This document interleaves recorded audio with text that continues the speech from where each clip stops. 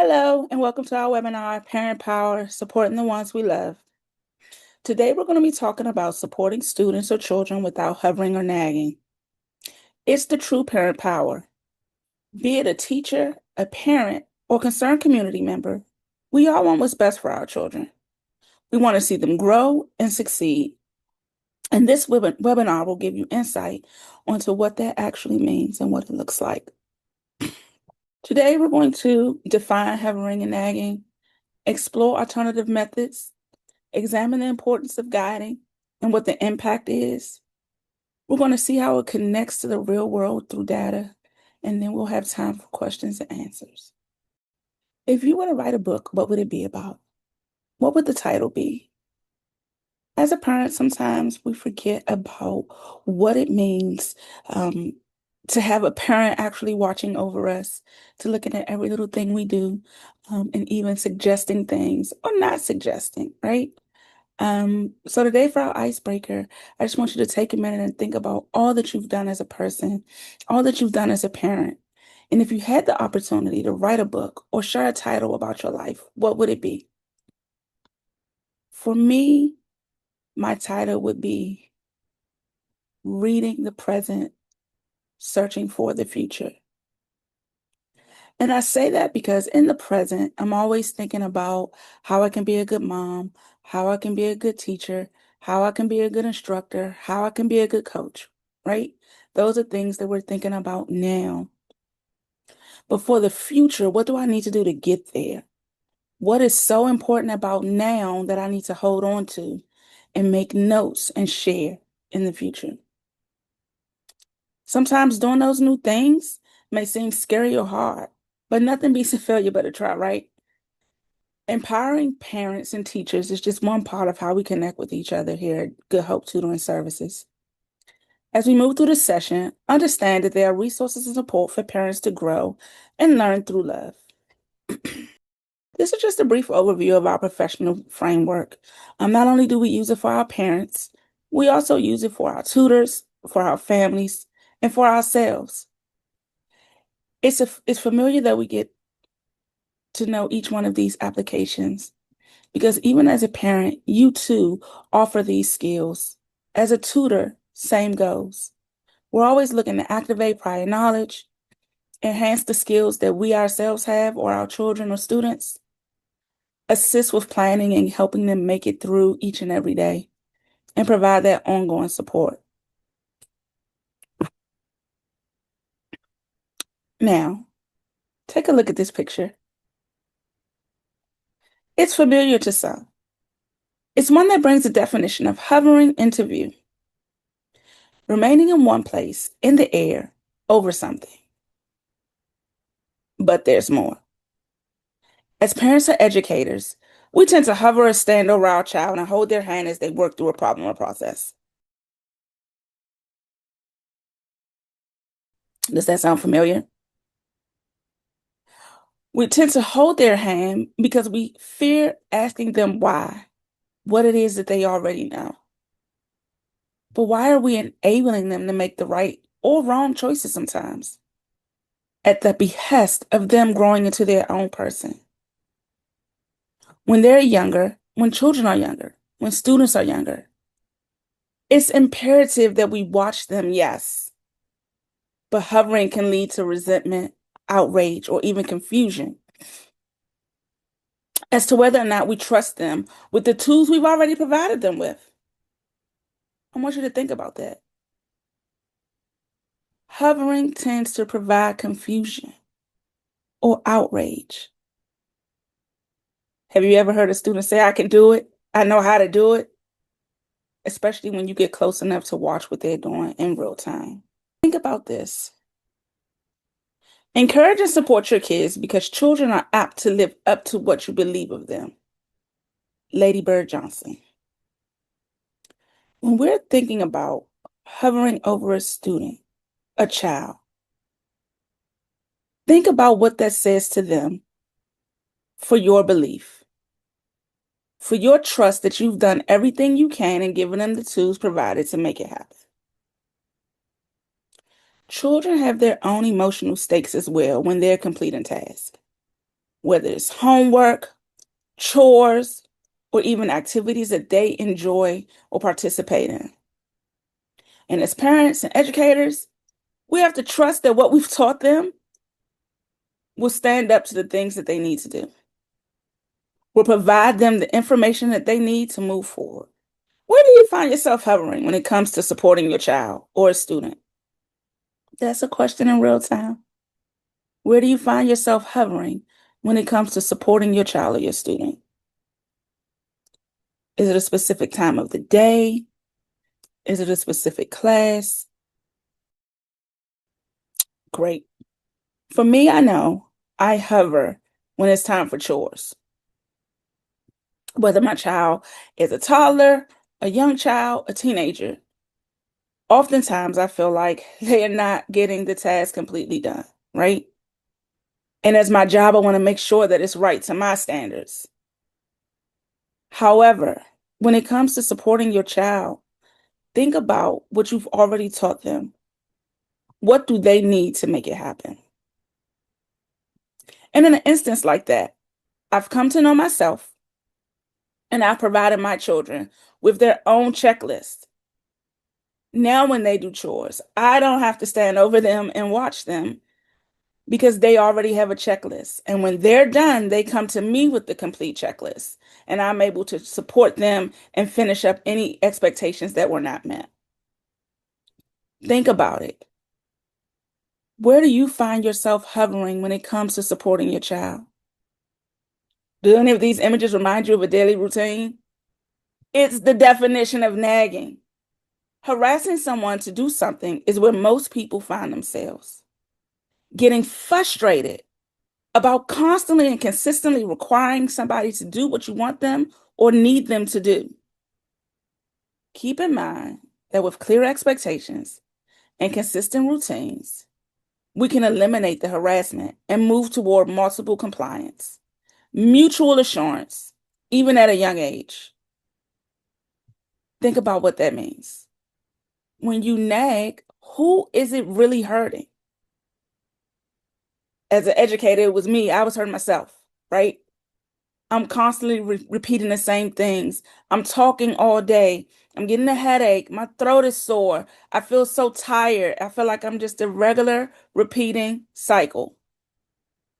Same goes for at home. When you're nagging and you're constantly saying the same thing over and over again, you tend to get frustrated. And what does that do for your child? It makes them angry, frustrated. Temper tantrums begin to ensue. And now you have a bigger problem, right? Now there's a behavior issue that you have to solve. Not only is it about solving the problem, but in trying to ensure that it doesn't happen again. What do? Take a look at Christine Carter and Lindsay Reed-Maines from Greater Good Science Center. They're going to help us increase the odds. It's going to be a game changer that we understand that choices are key in developing and making a difference. It helps us increase the autonomy of our children and allows them to be connected and motivated internally. Hi, I'm Christine Carter. Lindsay Reed-Maines. And this is a video series brought to you by the Greater Good Science Center at UC Berkeley, which aims to give parents tips for raising happy kids and for being happier themselves. So Lindsay, we've been talking a lot about how to motivate kids to do those boring but necessary tasks. And I'd like to talk about it one more time to shed some light on how to ask our kids to do something in a way that's going to increase the odds that they'll actually do it. That would be a game-changing skill to have in my arsenal of mom tools, Christine, because I feel like when I make a direct request of any of my children, I run up against a brick wall. Right. What is that?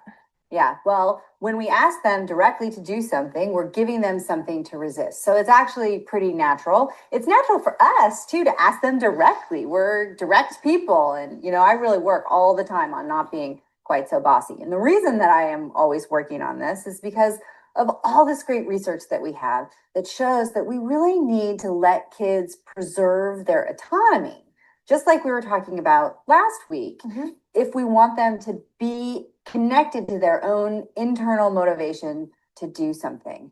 So when we bark out an order for them, they, have something to, it's our order. It's not necessarily something that they wanted to do. I have something maybe you can help me with. Okay. Every day before preschool, I feel like I have to get my 5-year-old to at least try to go to the bathroom because we have a long ride in the car and he's not fully at the stage where he'll just go himself, I think. But if I say, hey, let's go to the bathroom before school, no can do, mama. No can do. And Yeah. I don't really know how else to get this done, but I feel like it has to get done. Right. So you don't know what to do besides ask him directly to do it, of course. So the first step is really to get them to listen, because if they know that you're about to give them an order, most kids will kind of tune us out. Sad as that is, it is true. I see fingers and ears literally on occasion, but you're not the only one. Well, so to get them to listen, I've found joining in a little bit with whatever it is that they're doing, being empathetic. So what is it that he's usually doing before school when you want him to go to the bathroom? he's usually at his small table coloring. So you could join in and you could say, oh my gosh, I see that you're coloring. You're really into it. I can tell that you're really having fun. I know you definitely aren't going to want to get up here. Oh, nice. Right? So then he can tell you a little bit about what he's working on. You have his ear. Now, the second trick is to not ask directly, but to prompt him somehow to go to the bathroom, right? So you can do that by asking him questions. All right, it's just about time to go to school. What is it that you need to get done before we get in the car for a little while? Another thing that you can do is use the clock to prompt what you want them to do. So if they know what they need to do before you leave for school, for example, you can say, okay, it's 7:55. And for a lot of kids, that will mean something. They know that they need to get their backpacks or go to the bathroom, for example. Another way to do it is, of course, it's kind of cliche, but to offer them a limited choice. This is particularly great for younger kids, like your 5-year-old son. You can say, do you want to go to the bathroom now before we get in the car, or right after when we get to school, or before breakfast or after breakfast, or some sort of meaningful but legitimate choice. So it sounds like that would mean letting go of my agenda a little bit and my mom, you're doing this right now, Mr. Buddy. Yeah, well, it is. It's all about not being quite so bossy. And I know, but preserving their autonomy, all in service, actually, though, of getting things done. If it'll make everything flow more smoothly, I'm willing to try it. So our tip for this week is to practice not being so bossy. So to practice asking kids to do things in an indirect way. So this video serves two purposes. You can look at it from a parent perspective as well as from an educator perspective, whether you're a teacher, a substitute, or you're even a tutor, right? The not being bossy part is really hard for us as an adult because we really know that we have time constraints. There are things that we need to do and get accomplished, and there's an external motivator that we need to meet, a goal that we have to meet, right? But these tips work in both situations, both environments. The one I really liked is the prompting questions with the timer. Regardless of whatever the age is, you know what your schedule is. You know the schedule and the needs of your children, whether it be your child or your student. Prompting them to ask what happens next or what do we need to do is a great way to ensure that you're not constantly saying the same thing over and over and over again. The other thing I liked was just listening and being empathetic, especially when you're tutoring, whether you're in person or whether you are technically virtual, right? Sometimes you have to take a moment to listen and be empathetic to what's going on so that you can move through your structure or curriculum. As a parent, being empathetic to your child at any age will serve both you and your child, and also ultimately help them become more autonomous. Now, where do you find yourself nagging when it comes to supporting your child or your student? She gave a good one before school starts, right? I find mostly I nag when it's homework time and you really, really, really want them to finish the homework so you can maybe have dinner or get some quality family time in, right? But just remember, prompting, listening, being empathetic are all tools that will help you and support your child to get from one step, one stage to the next. Now, I'm going to be honest. Both parents and educators face daily challenges that impact our interactions with our children. What are some of these challenges we face? We have stress from work, meeting deadlines, maintaining our routines and schedules, and keeping up with those schedules and events, not only your own, but from your children. And it gets doubly impacted if you are a teacher, educator, or a tutor, right? Because then you have your situation, your own children's situation, and then the students you support, tutor or mentor. But as these are challenges we face and we know them ahead of time, we're able to set up solutions. Being solution focused, having a growth mindset means that we as the adult have to begin to understand that these challenges aren't our child's challenges. They're not your student's challenges. They're yours and yours alone.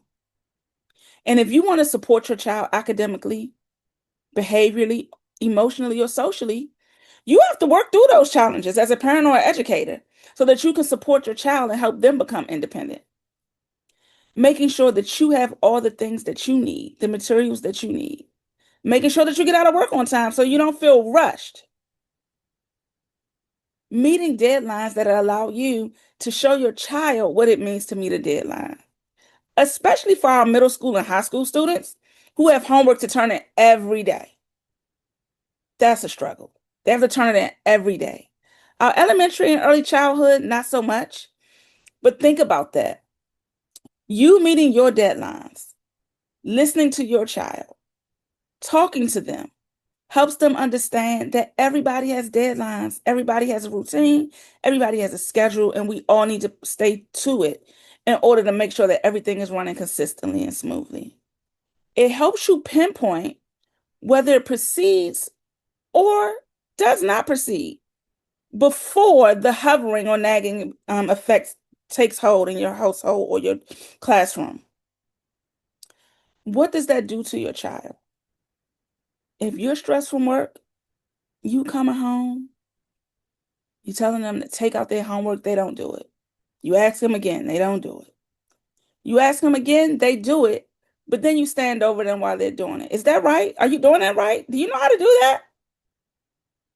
That's an anxiety measure. That's pressure that you're putting on your child. And it happens in tutoring or classrooms as well.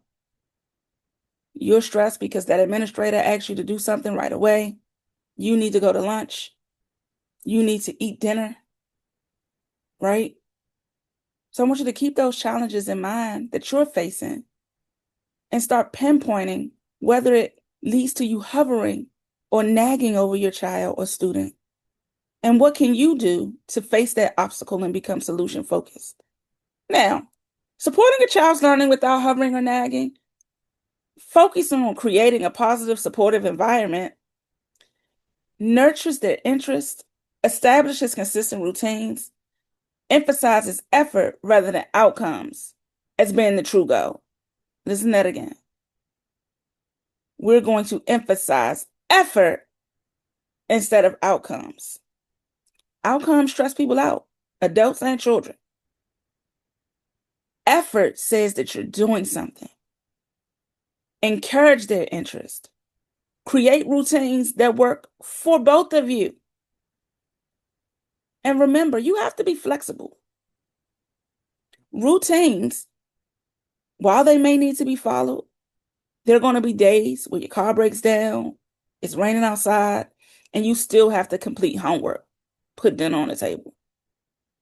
And praise the effort. Instead of providing constant oversight, promote autonomy. We heard it earlier. By offering choices and asking open-ended questions that encourage curiosity and problem solving.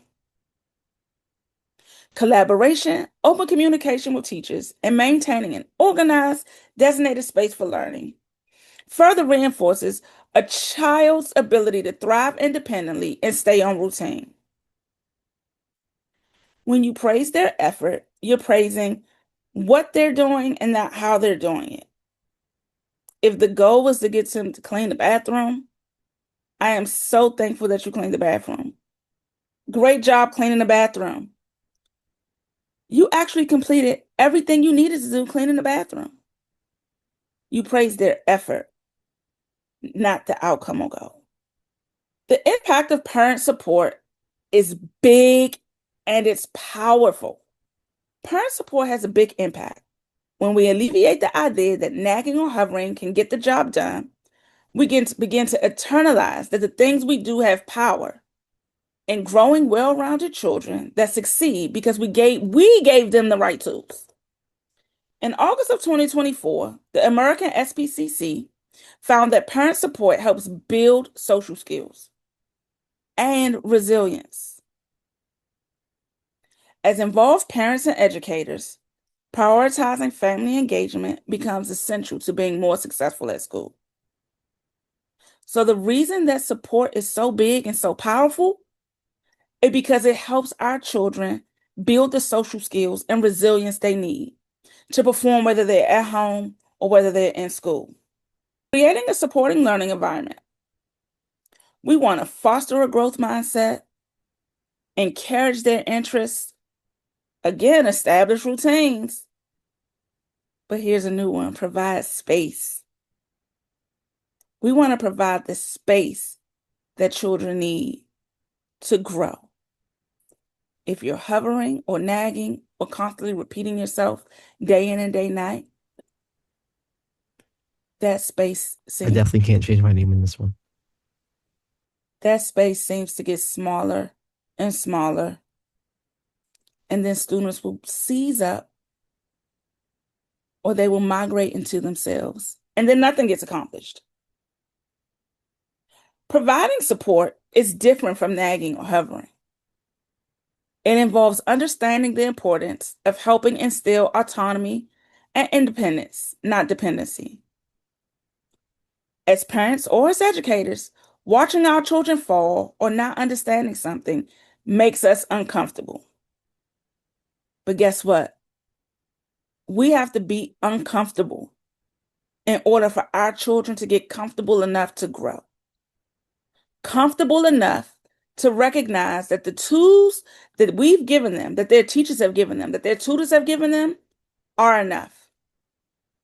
When you're fostering that growth mindset, I want you to praise your child's effort and their persistence rather than just the results.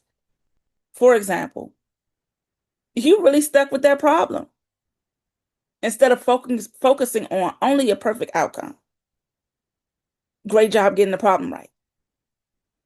When you encourage their interests, you follow their lead and are genuinely curious about whether it's art, music, or specific subjects. As both a parent and an educator, I can honestly say, once I became in tune with the interests of my students and my child, I was able to promote their interests in the work that they did, academically and socially. When you're establishing those routines, you want to create a consistent time and place for homework or learning to make it a regular habit and providing that space for them to do it without you. A quiet or organized area. Some children prefer to do it in their room. If they're older, some like to do it at the kitchen table or the dining room table. Two key things. Support means making sure they have everything they need. And two, being available in case they need you.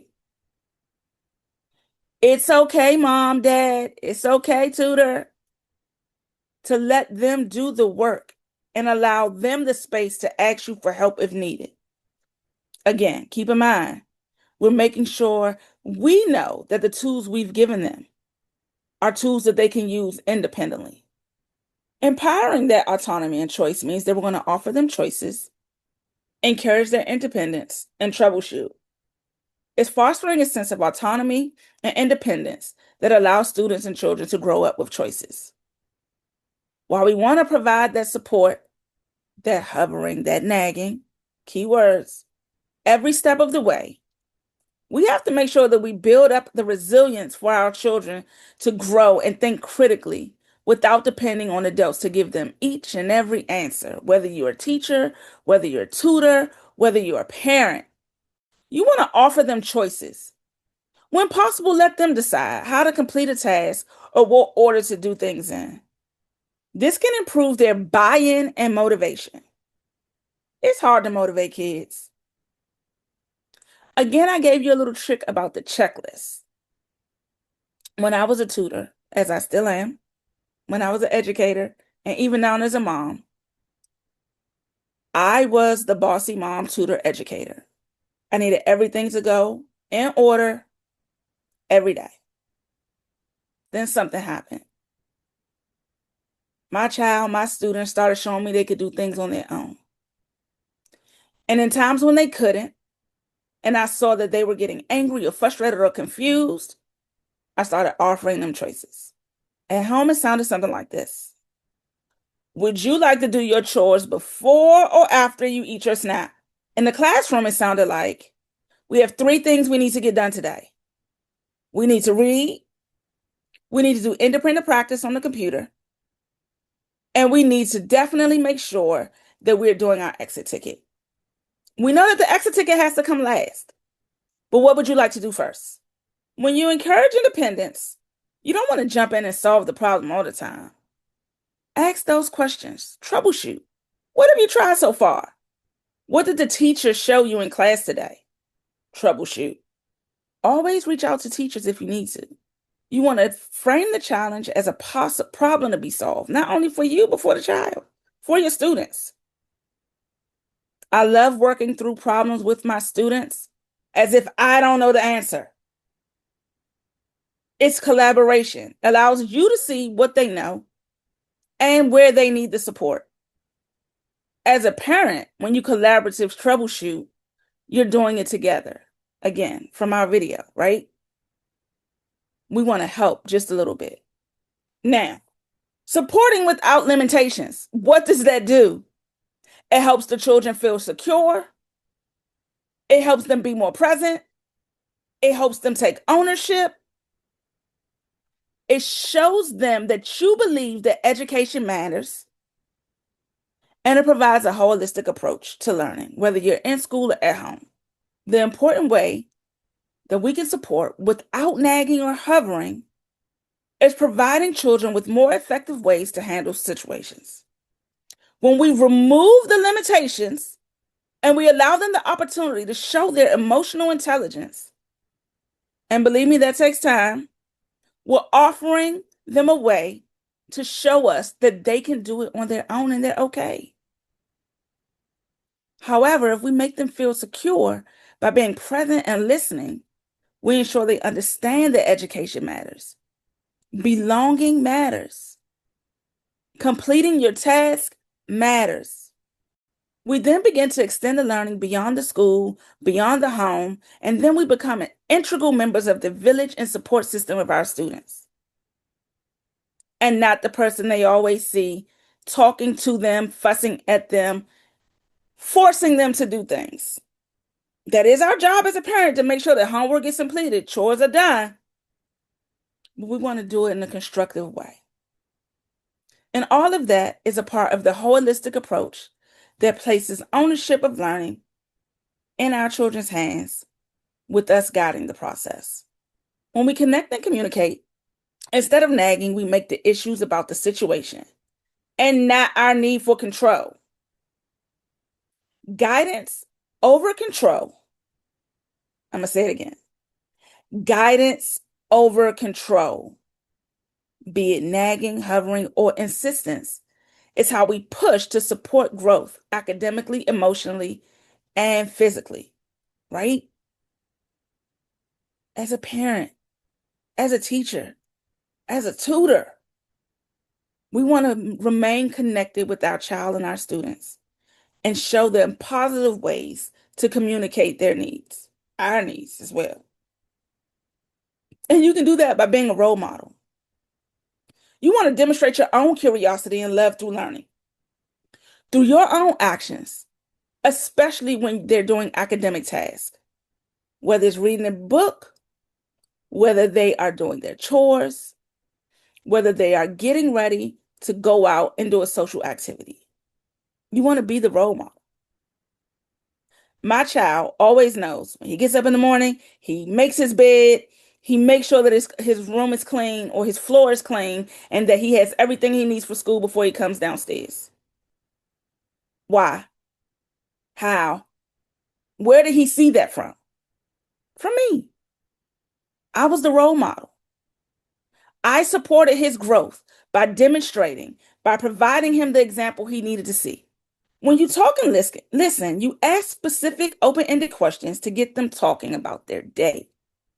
But also be prepared to listen without judgment. Previously, I've done a cast on no judgment, right? Where we want to listen without judgment.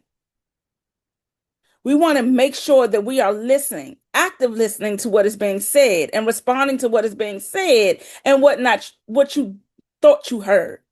Everybody can hear things differently. Talking and listening and working through problems helps you both, parent and child, educator and student. Collaborate with educators. If you're a parent, you want to stay in communication with the teachers. That way it helps you understand what you're learning and how you can support it at home. As a tutor or educator, right? You're going to collaborate with each other. You're going to talk with other people who are doing the same exact thing you're doing so that you can see or you can learn something new if you need to. Plan a little different.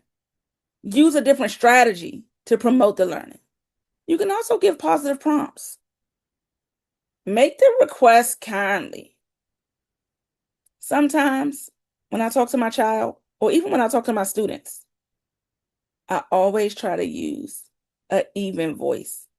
Even when I'm upset, if I'm tired, they know when Miss Shanice uses an even voice, she really wants you to listen. I start with please, and I always follow up with thank you after the task is completed. It sounds something like this. If you are tutoring, please complete your IXL assignment. We really need to get your score so I can help you on something new and different. When they're done, thank you. I appreciated the way you finished your IXL so quickly. As a parent, it can sound like this. Please clean your room. I really want to take you to your activity, whether it's sports, basketball, and we can't do that until you're finished. And they're finished. Thank you. I'll be ready in a few minutes. Make sure you have everything you need so we can go. Academics and SEL are important when asking about supporting children. Community involvement and structure demonstrates that education truly does make, whether at home or in school, a priority. It supports the learning environment. I want you to know we need to do things like, as a parent, ask if your child is on grade level. Don't assume anything.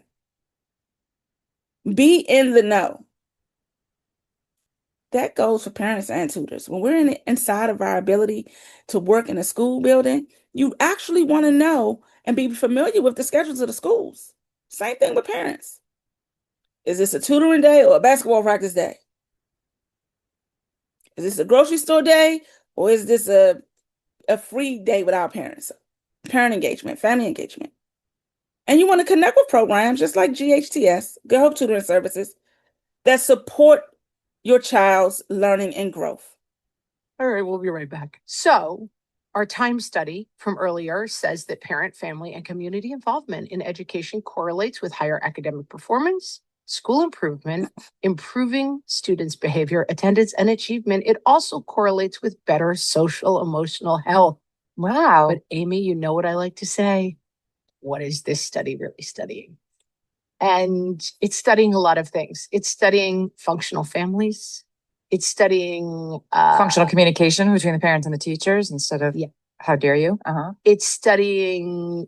I think a lot of it is studying income and how the school is doing in general. That like a community involvement in the school can be a sign of a high socioeconomic school community, and that they're not.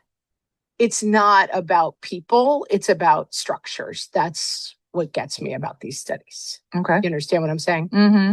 That like, it's not about who cares the most. It's about who has the resources to be involved. Yes. So that being said, as we go back to Jenny Anderson's article in Time, Go Beyond Grades encourages parents to ask where their children are and to help them find the resources that they need. And so this is for kids who are maybe getting okay grades, but then their skills don't seem to be matching the grades that they're getting. Mm-hmm. Okay. Number one, ask the teacher if your child is on grade level. This is a question. I have a kid with an IEP and two kids who don't have IEPs. Grade level is extremely important in the IEP conversations, and I've never had the conversation about my other two kids. So I do not actually know the answer to this question for my kids. I assume the answer is yes, but I don't know, and I'm going to be asking. Mm-hmm. Be in the know about what is expected for grade level. And there are tons of resources, and we will link to them here. So it would be a good idea to familiarize yourself with grade level expectations in the United States. It's like developmental milestones, right? Mm-hmm. So understanding grade level expectations will help you see whether or not your kid is meeting those expectations. And the answer is not, and if they are not, that means all is lost. Right. But I think looking at these two things side by side might be a better arbiter for what is going on with your kid, their school, and their education than simply letter grades. Mm-hmm. Interesting, right? So let me tell you a tip. Not all parents are going to ask about grade level, right? It is up to you as an adult to understand what your child needs and if they're getting the services they need. A part of that connection and communication means that you got to put in a little work. And I know it's hard. There are multiple things that you're juggling, but again, in order to support your child, you need to know what you're supporting. Yes, report cards are a great form of connection and communication. Parent-teacher conferences, great source of connection and communication. Phone calls, emails, all great sources of connection and communication. And you want to lean into those as parents and as educators because those are the things, the tools, the strategies you need in order to make sure that the child or your student is getting everything they need academically, socially, or emotionally. In a study conducted by Pew Research, data shows that states, even though many parents feel rushed in their daily lives, most, about 59%, said that they spend about the right amount of time with their children. About a third of them, 36%, say they spend too little time with their children. And 5% say they spend too much time. Think back to our conversation a little earlier. Why? It's the challenges we face as adults. Being able to support your child without nagging or hovering means that you're able to take the time needed to spend time with your child outside of challenges or obstacles forcing you to get things done. Eating dinner, watching a show,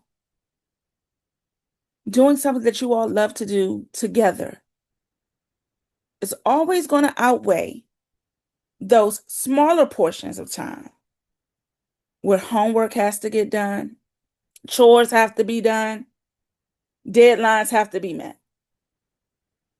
The engagement is key when you want to reduce the amount of nagging or hovering that happens daily in your life. Whether you're a parent or an educator, the engagement you have minimizes the need to nag or hover. It increases the connection and bond that you have with your students or your child and encourages them to use the tools they have at their disposal. Now, in a different survey by the Dave Thomas Foundation of Adoptional Parent Support, it showed that children's vital education success goes beyond K through 12. Nearly 9 in 10 Americans, 88%, receive support from a parent while in school. So we want to turn that nagging and hovering around to what? I've been saying it all webinar. Support. support and engagement. Sometimes 74% of Americans perceive their support as helpful and agree that receiving help from a parent or teacher helps them prepare for their high school graduation and beyond. 74% of them also say that the educational expectations are lower because their parents are engaging more. So you no longer are pushing that, get the right grade, do the right thing, right? Now your expectation is they're going to get it done because they're motivated and they're independent. Now, the great thing about today is I tried my best to make sure that we explained what hovering and nagging is. We talked about the benefits and the impact of support and how it differs from nagging and hovering, right? We also got tools and tricks that supported you as a parent or an educator and showed you what it means to be involved, to be engaged, and to support your child or student on a level that best meets everyone's needs.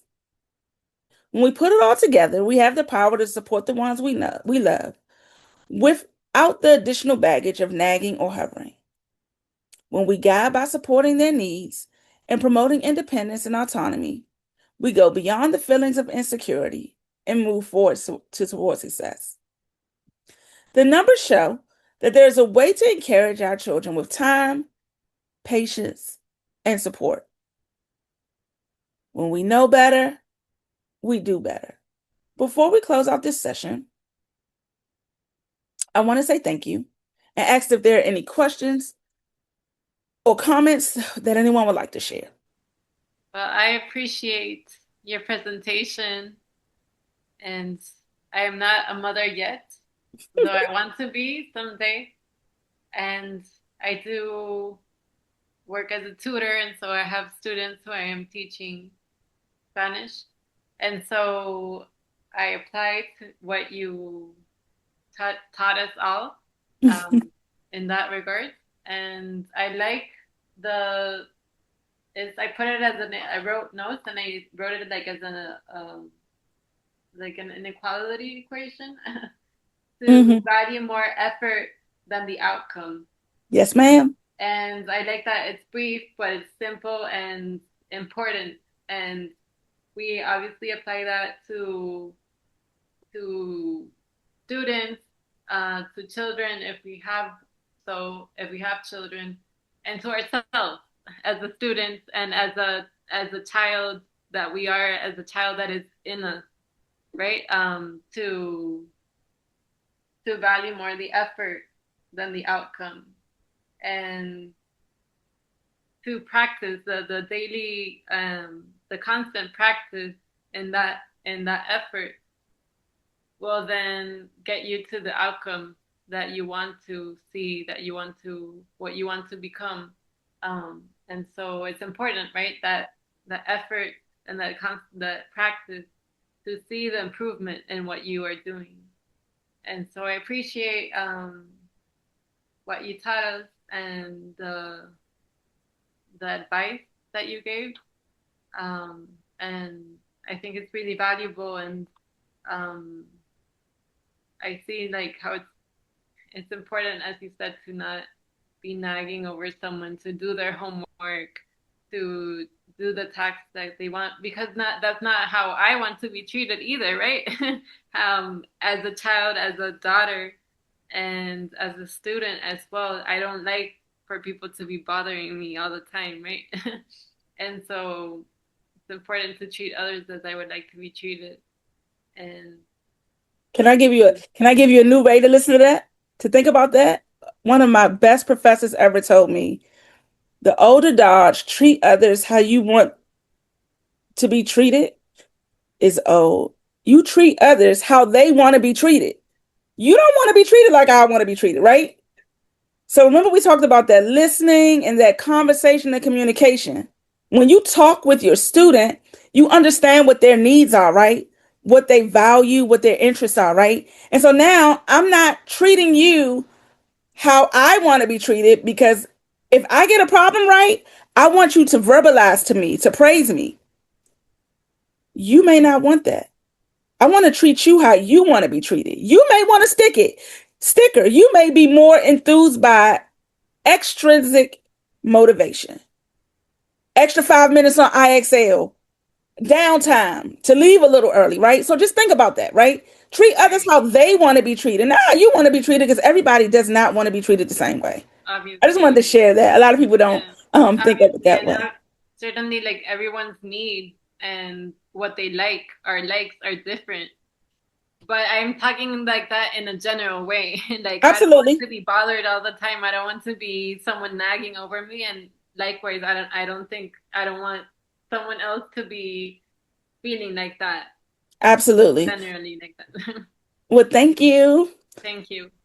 Is there anybody else that has any questions or comments they would like to share?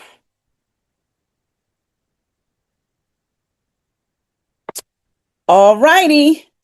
From all of us here at Good Hope Tutoring Services, again, my name is Shanice Austin. I'm the Curriculum Instruction Support Specialist. Today, we talked about parent power, supporting the ones we love. And today, we really delved into not just as a parent, but as an educator and a tutor, right? Their parents too in those off hours. So again, I want to thank you for coming and supporting us today in this webinar. I hope you got something out of it. Have a good evening. We appreciate you.